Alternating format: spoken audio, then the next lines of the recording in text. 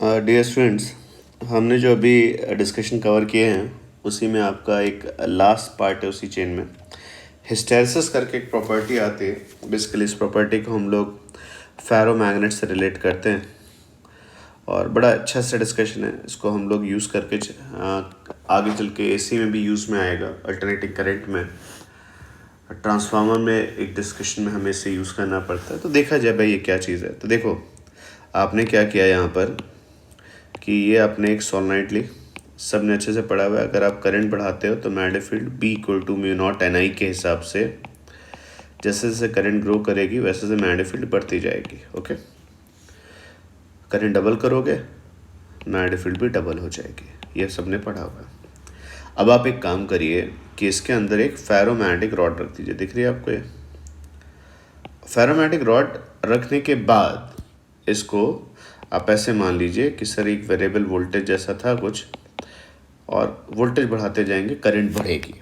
अब आप मुझे एक बात बताओ कि जब आप करंट बढ़ा रहे होगे तो H बढ़ेगा, जिसको म्यू नॉट NI बोलना चाहिए हमें, है ना।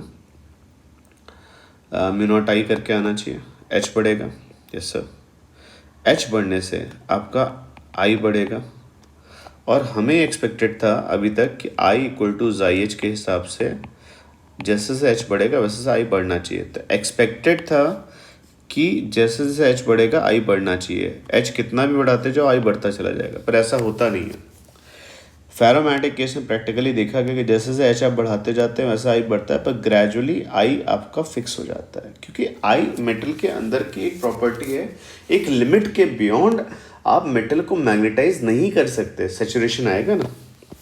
तो देखा जाए क्या हुआ यहाँ पर कि भाई ये जो A पॉइंट है यहाँ पे हुआ क्या, जो ओरिजिन था वहाँ पे अगर देखें तो फेरोमैग्नेट के अंदर, मैं इसको पैरा के डिस्कशन से समझा रहा हूँ, है ना, पर समझो अच्छे से कि भाई जब आप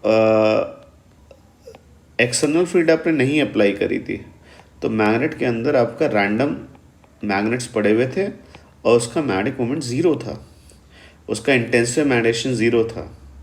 यहाँ H की वैल्यू भी ज़ीरो थी और B की वैल्यू भी ज़ीरो थी, पर यहाँ कुछ था ही नहीं, ना करंट वाली फील्ड थी ना मेटल वाली फील्ड थी, नेट फील्ड ज़ीरो थी। पर as you increase the voltage, sorry as you increase the current, धीरे धीरे इस पॉइंट पे जाके क्या हुआ, आपके सारे मैग्नेट डिसिप्लिन्ड वे में अच्छे से खड़े हो गए। भाई इससे बेहतर तो कुछ नहीं हो सकता था, ये सबसे बढ़िया डिसिप्लिन्ड स्टेट है। तो अगर सारे मैग्नेट इस तरीके से खड़े हो गए तो अब आपका मैग्नेटिक मोमेंट ज़ीरो नहीं होगा। अब आपका पहले जैसे यहाँ पे कोई पोल नहीं था तो यहाँ पे आपका नॉर्थ पोल, यहाँ साउथ पोल, और मैग्नेटिक फील्ड लाइन बढ़िया से आपकी इंड्यूस वाली भी आ रही होगी। अब मैग्नेटिक मोमेंट आ चुका है, यस सर आ चुका है। मैग्नेटिक मोमेंट पहले ज़ीरो था, मैग्नेटिक मोमेंट नॉन ज़ीरो है। इस बियॉन्ड के पॉइंट के बियॉन्ड आप कितनी भी करंट बढ़ा लो, करंट जितनी बढ़ा लो H बढ़ेगा, लेकिन अब इससे अच्छा तो I नहीं हो सकता ना, तो I मैक्सिमम हो गया। तो बियॉन्ड A आप H कितना भी बढ़ा दीजिए I की वैल्यू नहीं चेंज होती है। ये पॉइंट क्लियर? इस पॉइंट को हम सैचुरेशन स्टेट बोलते हैं। अब A तक तो पहुंच गया। अब A जो सिचुएशन है आपको सबको दिख रही है, बेस्ट मैग्नेटाइजेशन हो गया, I की वैल्यू मैक्सिमम है, इसके बियॉन्ड आप कोशिश करेंगे भी तो ग्राफ ऐसे जाना है। H आपकी मर्जी, करंट आपकी, आप जितनी बढ़ा लीजिए। लेकिन हमने कहा नहीं चलो वापस चलते हैं। अब जब वापस चलते हैं तो धीरे धीरे ये जो सॉलोनॉइड थी इसकी करंट मान लो कम करते जा रहे हो, और करंट कम करोगे तो क्या होगा, तो करंट कम करने से बताइए क्या क्या होगा, जरा फोकस करिएगा जहाँ मैं मार्कर लेके चल रहा हूँ। करंट कम होगा तो एक्सटर्नल फील्ड कम होगी, एक्सटर्नल फील्ड कम होगी तो जैसे पहले स्ट्रॉन्ग फील्ड थी तो बढ़िया से मैग्नेट सब लगे हुए थे, H कम होने से हो सकता है वो थोड़े से जो पहले डिसिप्लिन बहुत अच्छा था वो कम हो जाए, तो H की वैल्यू कम होने से I भी कम होगा। लेकिन मज़ेदार बात ये, एक्सपेक्टेड क्या था, I इक्वल टू ZH वाले ज़माने में H ज़ीरो तो I ज़ीरो नहीं भाई, H ज़ीरो पहले तुमने मैग्नेटाइज किया और फिर एक्सटर्नल फील्ड को कम किया, है ना। एक्सटर्नल फील्ड को कम करने पे यहाँ पे तुम्हारे पास कुछ मैग्नेटिक नेचर बच गया। तो जब आपकी H की वैल्यू ज़ीरो होती है तो आपके पास कुछ मैग्नेटिक नेचर रिटेन करके रह गया। तो जब H ज़ीरो होने पे जितना I आपके पास बचता है उस फिजिकल प्रॉपर्टी को हम लोग क्या बोलेंगे, रिटेंटिविटी। जितना ही बच गया। भाई ये अच्छा होना चाहिए नहीं होना चाहिए? भाई अगर मुझे परमानेंट मैग्नेट्स बनाने का मन है, मैंने एक मैग्नेट की फैक्ट्री खोली है, तो मैं सोलनाइट से पहले उसे मैग्नेटाइज करूँगा, फिर सोलनाइट की करंट कम करूँगा और देखूँगा कितना मेरे पास बच गया। जितना मेरे पास आई बचा, जितने मेरे पास एच जीरो होने पे आई आता है, उसको हम लोग रिटेंटिविटी बोलते हैं। परमानेंट मैग्नेट्स बनाने के लिए मुझे ऐसा चाहिए कि रिटेंटिविटी हाई होनी चाहिए। तो आपको जीरो से ए तक का क्लियर। सोलनाइट की करंट बढ़ाई तो एच बढ़ा तो आई बढ़ा, 1.5 मैक्सिमम हो गया। फिर आपने एच को कम करना शुरू किया और आई जितना बच गया। ये बताएगा सर अब पूरा जो रैंडम स्टेट थी वो नहीं मिलेगी, अब आपका एक कुछ आपका मैग्नेट बन चुका है। अब आप इसको मैग्नेट मानिए, ये आपके काम का मैग्नेट है बी पे। चलिए सी पॉइंट क्या है बच्चे?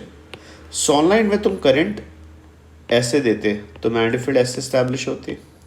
अगर मैं करंट की डायरेक्शन को अपोजिट कर दूं, तो करंट की डायरेक्शन अपोजिट करने बच्चे बताना, अगर मैंने करंट की डायरेक्शन अपोजिट दी तो मेरी मैग्नेटिक फील्ड की डायरेक्शन अपोजिट हो जाएगी। बी पॉइंट के बियॉन्ड ध्यान से देखो, एच निगेटिव हो गया। एच निगेटिव मतलब एक्सटर्नल फील्ड अपोजिट हो गई है। तो अब एच निगेटिव करते जाओगे तो आपको बेटा ग्राफ यहाँ पे आके टच होकर मिलता है। सी पॉइंट पे क्या हुआ है? सी पॉइंट पे बच्चे ध्यान से देखो, ये वो एच निगेटिव है, सिंपल से ये वो एच निगेटिव है जिस पर आई जीरो हो गया है। आई मतलब समझे, मैग्नेटिक खत्म हो गया ना। तो सर सी वो पॉइंट होता है for some opposite I, for some opposite external field पे आपका आई जीरो हो जाता है। यहाँ पे डी मैग्नेटाइज कर दिया। पहले क्या था, ये मैग्नेट नहीं था, बड़े प्यार से मैग्नेट बनाया, कुछ बना रह गया और पूरी बदतमीजी से आपने उसे डीमैग्नेटाइज कर दिया। इसका मतलब जो ओ है और सी है वो दोनों कॉपी होंगे। ओ पे क्या था, रैंडम थे मैग्नेट्स, सी पे भी मैग्नेट्स कैसे हो गए, परफेक्ट रैंडम आ गया, तो आई जीरो हो गया। That certain value of negative H, negative external field पे आई मतलब इंटेंसिटी, अब मैग्नेटाइजेशन खत्म हो गया। इस प्रॉपर्टी को हम लोग क्या बोलते हैं, कोर्सिविटी। अब कोर्सिविटी का मतलब क्या हो गया, मैं अगर मैग्नेट बना रहा हूं तो मैं ये चाहूंगा आसानी से छोटी मोटी फील्ड से डिमैग्नेटाइज नहीं होना चाहिए। तो परमानेंट मैग्नेट्स के लिए हम लोग ये मानते हैं कि इनकी कोर्सिविटी भी हाई होती है, आसानी से डिमैग्नेटाइज ना हो और कुछ मैग्नेटाइजेशन बचा के रह जाए तो रिटेंटिविटी। तो परमानेंट मैग्नेट्स के लिए कोर्सिविटी, आसानी से डिमैग्नेटाइज ना हो, है ना, और जब आप H को जीरो करें तो कुछ मैग्नेटिक नेचर बचा रह जाए तो रिटेंटिविटी, ये दोनों ही हाई होने चाहिए। अब कहानी यहाँ तक की थी, इसके बाद भी जाएगा कि आप उसे रिवर्स डायरेक्शन में मैग्नेटाइज करेंगे, यस सर, फिर जीरो करेंगे, यस सर, और फिर वापस आया। तो आप अच्छे से देखिए बेटा, ये पूरा आपका जब एक साइकिल कंप्लीट हुआ तो आपके मैग्नेट में यहाँ पर ये जो एरिया आ रहा था कुछ मिला। सर ये एरिया किसको रिप्रेजेंट करता है? ये एरिया आपको मैं समझाऊंगा।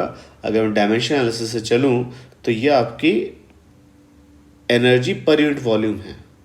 तो अगर मेरे पास ये पूछा जाए एरिया किसको रिप्रेजेंट करता है, तो heat developed per unit volume पर साइकिल। क्लियर? तो कभी एग्जाम में सवाल है कि सर मैं इसको यूज़ करना चाह रहा हूँ स्कोर को, तो क्या इसके एक साइकिल में कुछ हीट डेवलप होगी? Yes sir. हिस्टैरिसीस लॉस की वैल्यू कभी निकालने की ज़रूरत पड़े तो ये एरिया निकालिए। ये एरिया मान लेते ये आता है। बाहर मैग्नेट का वॉल्यूम सबको पता है ना कितना होगा, स्मॉल ए इंटू लेंथ आ गया। और साइकिल, जब तुम उसको मैग्नेटाइज करोगे तो कुछ साइकिल पर सेकेंड हो रहे होंगे। मान लो अगर तुम्हारे n साइकिल पर सेकेंड हो रहे हैं तो ये हुआ energy per unit volume. Volume से मल्टीप्लाई किया तो एनर्जी, नंबर ऑफ साइकिल पर सेकेंड मल्टीप्लाई किया तो वॉट। तो पर सेकेंड कितनी हीट डेवलप होगी वो आपके पास आंसर आ जाता है, सिंपल सा, volume into area into number of cycle पर सेकेंड। क्लियर? तो अब अगर मैं बात करूं बच्चे यहाँ पे कि सर मेरे पास दो तरह के यहाँ पे फेरोमैग्नेटिक सब्सटेंस को देखना है, एक सॉफ्ट आयरन होता है, एक हार्ड आयरन होता है, स्टील जिसे बोलते हैं। सॉफ्ट आयरन का बच्चे ये जो ग्राफ आता है बच्चे थिन होता है, यहाँ पे लॉस कम होते हैं। और ये जो हार्ड आयरन है इसमें देखो रिटेंटिविटी भी हाई है, कोर्सिविटी भी हाई है और सही इसका एरिया भी ज़्यादा है। तो जब हमें परमानेंट मैग्नेट्स बनाने होते हैं तो हम मार्केट में हार्ड आयरन और स्टील के परचेजिंग करेंगे। आगे चल के ट्रांसफार्मर कॉइल्स होती हैं बेटा, उसके अंदर फ्लक्स को बढ़ाने के लिए हम ये फेरोमैग्नेट डालते हैं। पर दिक्कत क्या है, अगर ये वाला फेरोमैग्नेट डाला तो सर एसी ट्रांसफार्मर किस पे वर्क करते हैं, एसी पे। एसी में कई सारे साइकिल पर सेकंड होंगे तो हीट लॉस होगा। ट्रांसफार्मर में हीट लॉस को कम करने के लिए हार्ड आयरन को हम अवॉइड करते हैं, सॉफ्ट आयरन यूज़ करते हैं जिससे मेरा लॉस कम हो। क्लियर? तो ये बेटा मैंने आपको हिस्टैरिसीस बताया। हिस्टैरिसीस में मेन 3 पॉइंट हैं। पहली बात, आपको सैचुरेशन स्टेज समझ में आनी चाहिए। 1 पॉइंट के बियॉन्ड आई आपका मैक्सिमम हो गया, बढ़ाने का कोई फ़ायदा नहीं है। जहाँ पे आपका S0 होने पे जितना आई बच जाए उसको हम रिटेंटिविटी बोलते हैं। डीमैग्नेटाइज करने वाले एच को हम लोग क्या बोलते हैं? कोर्सिविटी। तो रिटेंटिविटी और कोर्सिविटी 2 अलग अलग प्रॉपर्टी हैं। और जो आपका वॉल्यूम, जो आपका एरिया आता है, वो आपका पर यूनिट वॉल्यूम पर साइकिल आपका हीट देता है। ये क्वेश्चन आपसे पूछे जाते हैं। ये कंप्लीट डिस्कशन है मैग्नेटिक प्रॉपर्टीज ऑफ मैटर का। ये हिस्टैरिसीस का डिस्कशन आपका फेरो के लिए है। क्लियर? ये लॉजिक पक्के हैं? तो यहाँ तक बच्चे मैंने आपको पूरा डिस्कशन दिया। ये आपका एक चैप्टर जैसे magnetic properties of matter cover हुआ। अगर हम एनसीईआरटी फॉलो करते हैं तो वहाँ पर ये चैप्टर आपका बार मैग्नेट और अर्थ मैग्नेटिक फील्ड के साथ और आता है। मैं इसको नेक्स्ट जो लेक्चर्स होंगे उसमें उसको कवर करूँगा। तो ये कंबाइंड है। ये बोर्ड के अकॉर्डिंग, जेई मेंस के अकॉर्डिंग और नीट के अकॉर्डिंग बहुत इंपॉर्टेंट चैप्टर है। आप इसे छोड़ के नहीं जा सकते हैं। थियोरेटिकल है, कुछ अच्छे न्यूमेरिकल भी पॉसिबल है, वो भी मैं आपको कराऊंगा। न्यूमेरिकल मैंने नोट करके रखे हुए हैं, ये देखिएगा, पर मैं आपको अभी नहीं करा रहा। न्यूमेरिकल मैं आपको नेक्स्ट पार्ट में कराऊंगा, जब मैं आपको मैग्नेटिक प्रॉपर्टीज ऑफ मैटर के साथ बार मैग्नेट और अर्थ मैग्नेटिक फील्ड भी डिस्कस कर दूँ। ठीक है?